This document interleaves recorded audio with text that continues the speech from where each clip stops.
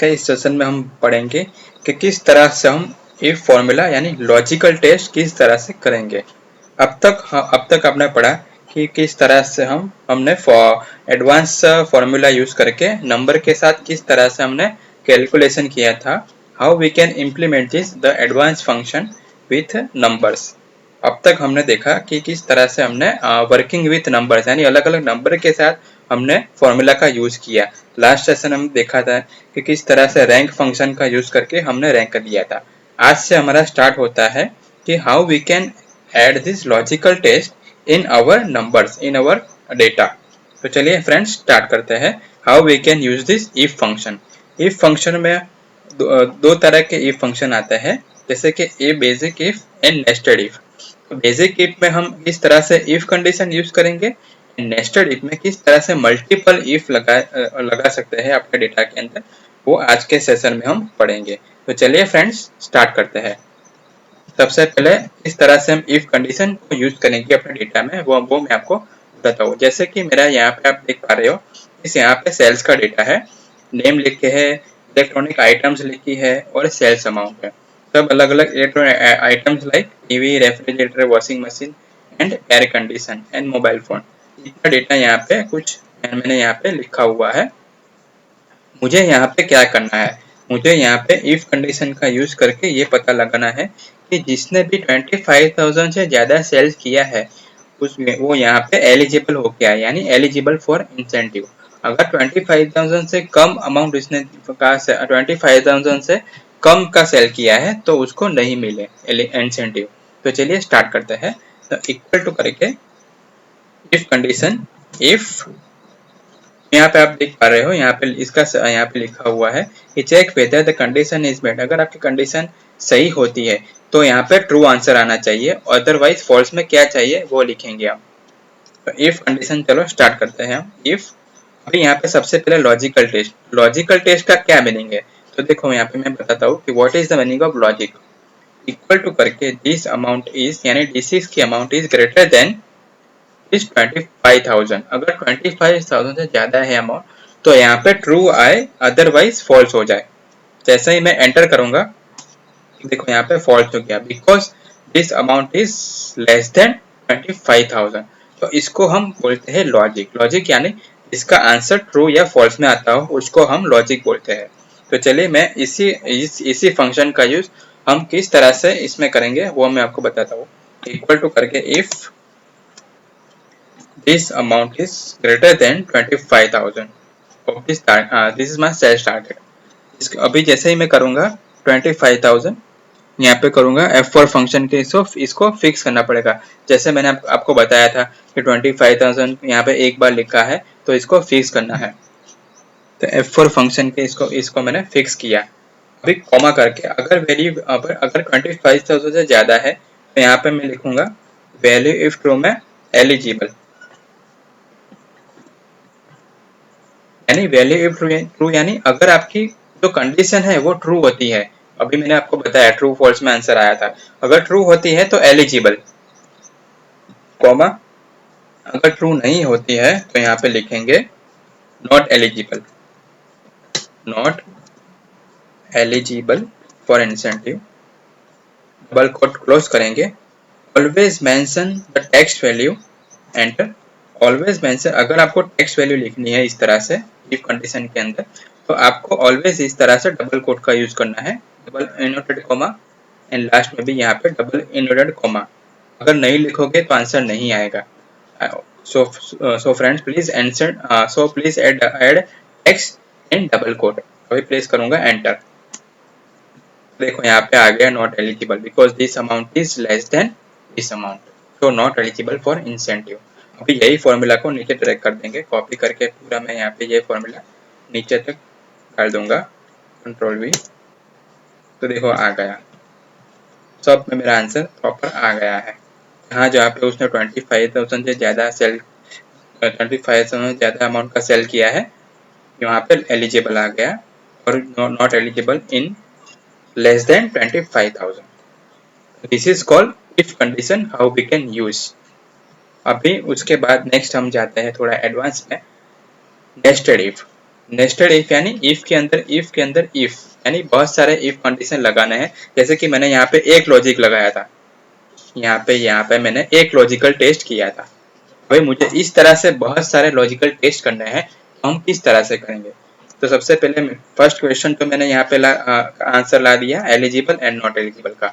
Second question is incentive slab in percentage. देखो यहाँ पे प्रोडक्ट का लिस्ट लिखा है, मुझे इसमें क्या करना है, मुझे इसमें टीवी रेफ्रिजरेटर सबका अलग अलग स्लैब लिखा है कि सबका इंसेंटिव स्लैब कितना है। अभी मुझे इधर क्या करना है, देखो मुझे यहाँ पे करना है, मुझे अगर यहाँ पे एलिजिबल हो तो यहाँ पे इंसेंटिव का ये जो स्लैब है वो इधर आ जाए according to the electronic item. तो देखो हम फॉर्मूला किस तरह से बनाएंगे, बड़े ही ध्यान से देखना फ्रेंड्स। ये nested if function equal to करके इफ, तो चलिए स्टार्ट करते हैं इफ फंक्शन। लॉजिकल टेस्ट सबसे पहले क्या हो रहेगा मेरा, अगर ये सेल में यानी E6 equal to not eligible हो, कॉमा करके और डबल कोट लगाएंगे, कॉमा अगर नॉट एलिजिबल हो यानी ये जो कंडीशन अगर मेरी सही आए तो मुझे यहाँ पे कुछ भी नहीं चाहिए, डबल कोट इसका मीनिंग नथिंग यानी ब्लैंक, आंसर आए मेरा ब्लैंक, कॉमा अगर वैल्यू अगर नॉट एलिजिबल नहीं लिखा है उसके अलावा एलिजिबल लिखा है तो क्या करेंगे, तो यहाँ पे तो ये वैल्यू इफ फॉल्स में दूसरा इफ लगाएंगे, इफ तो मेरे को क्या आंसर चाहिए, तो मेरे को इस तरह से अभी फॉर्मूला देखना पड़ेगा ध्यान से फ्रेंड्स। तो मैं ये सिलेक्ट करूंगा this cell equal to double quote के अंदर लिखूंगा टीवी। अगर ये सेल के अंदर टीवी लिखा है, कॉमा वैल्यू इफ ट्रू, अगर टीवी लिखा है तो उसका स्लैब आ जाए, तो यहाँ पे लिखूंगा 8%, इस तरह से लिखा, कॉमा अगर टीवी नहीं लिखा है तो क्या, फिर से इफ लगाऊंगा, इफ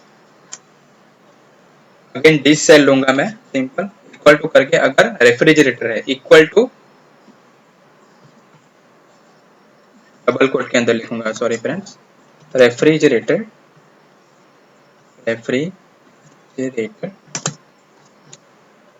लिखा है तो उसका स्लैब देखो यहाँ पे लिखा हुआ है 7%।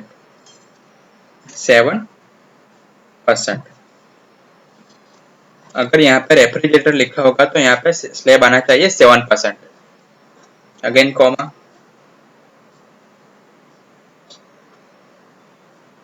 अगेन कॉमा किया, एंड अभी वैल्यू फॉल्स में मैं क्या करूंगा, वैल्यू फॉल्स में यहाँ पे डबल कोट टेम्पररी कर रहा हूँ क्योंकि यहाँ पे मेरे को डेटा नहीं दिख रहा है, तो मैं डबल कोट करके सिंपल अभी एंटर कर दूंगा,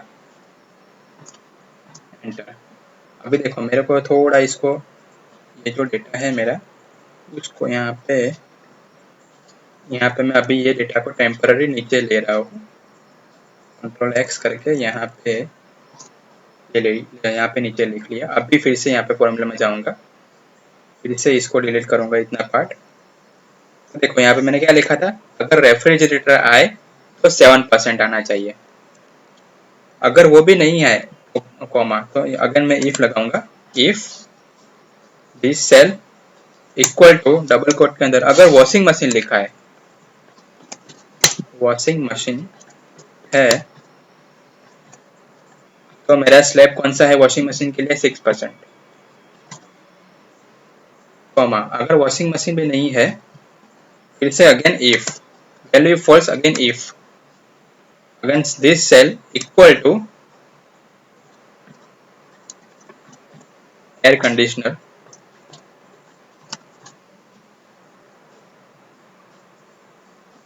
एयर कंडीशनर लिखा, अगर एयर कंडीशन का सेल किया है air condition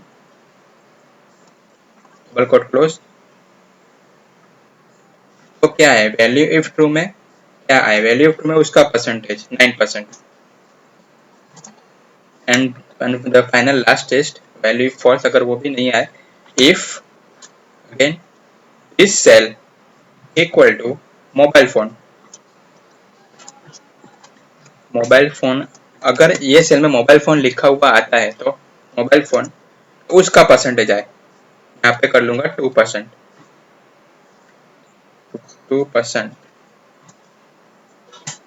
value if false, अभी फाइनल वैल्यू इफ फॉल्स में अभी क्या करेंगे, नेस्टेड इफ तो मैंने पूरा बना लिया। अगर अभी अभी कोई ऐसी प्रोडक्ट जो इस लिस्ट में नहीं है, तो यहाँ पे लिखेंगे नॉट दिस प्रोडक्ट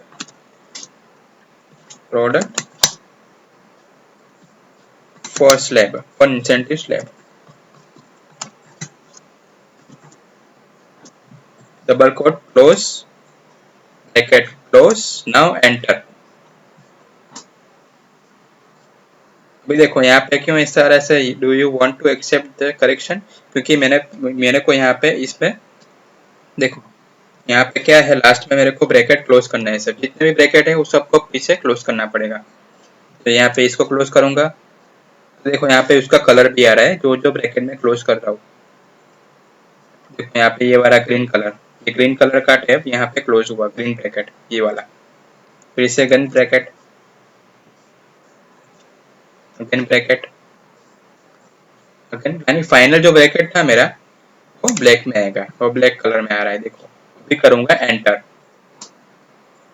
परफेक्ट। अभी देखो यहाँ पे नॉट एलिजिबल में इंसेंटिव स्लैब आया ही नहीं, मैंने कंडीशन लगाई थी। अगर यहाँ पे नॉट एलिजिबल है तो यहाँ पे ब्लैंक है। अभी यही फॉर्मूला को नीचे टाइप कर लूंगा, कॉपी करके पूरा फॉर्मूला नीचे डाल दूंगा, कंट्रोल वी,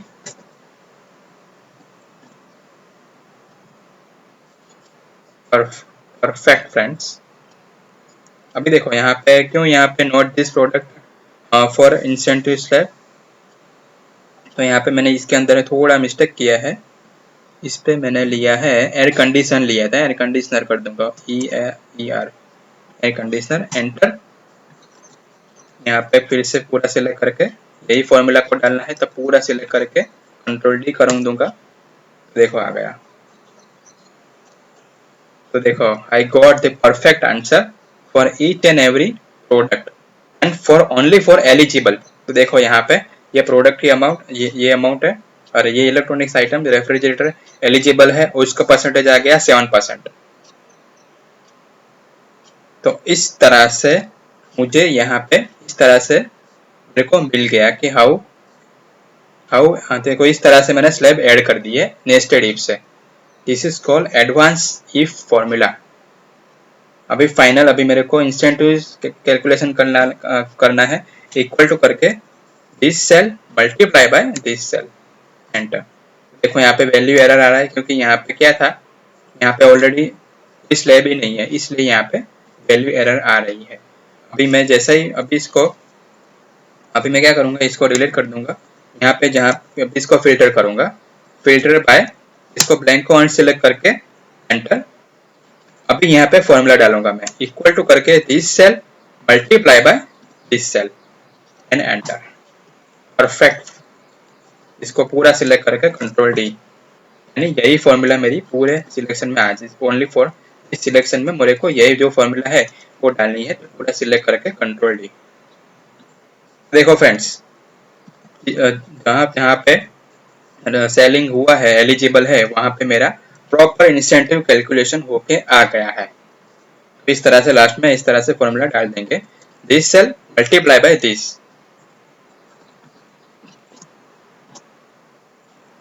तो देखो इस तरह से हम if and nested if function use करेंगे।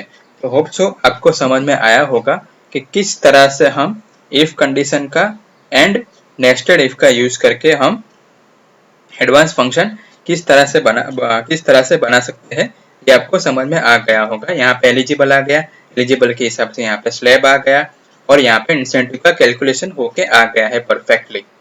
तो होप सो आपको ये पूरा समझ में आ गया होगा, basic if and nested if. तो चलिए फ्रेंड्स, मिलते हैं अपने नेक्स्ट सेशन में, तब तक आप इसकी परफेक्टली प्रैक्टिस करते रहना फ्रेंड्स। Good bye friends.